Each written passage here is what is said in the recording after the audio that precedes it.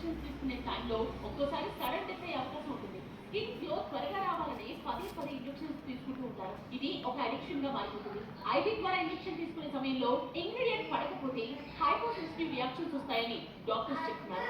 So anti ageing treatments లో మేజర్గా అంటే డెత్ సంబంధించింది ఏదైనా జరిగేది ఉంది అని అంటే మేజర్గా జరిగేది ఇంట్రావీనస్ ఇంజెక్షన్స్. అంటే మనము డైరెక్ట్గా బ్లడ్ స్ట్రీమ్లోకి ఇంజెక్షన్స్ తీసుకోవడం అనేది ఒక రీజన్ కావచ్చు.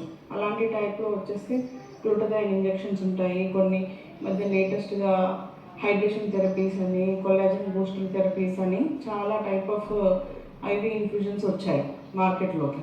ఇవన్నిటికీ ఒక లిమిట్ ఉంటుంది. ఇయర్లో ఇన్ని సెషన్స్ తీసుకోవాలి, ఒక సీక్వెన్స్ ద్వారా 10 సెషన్స్ 20 సెషన్స్ అలా తీసుకొని కొన్ని రోజులు ఆపేయాలి. కానీ వీళ్ళు ఏం చేస్తుంటారంటే కంటిన్యూగా ఎవ్రీ మంత్ దానికి అడిక్ట్ అయిపోయి ఒక డాక్టర్ రిఫ్యూజ్ చేసినా కానీ ఇంకొక డాక్టర్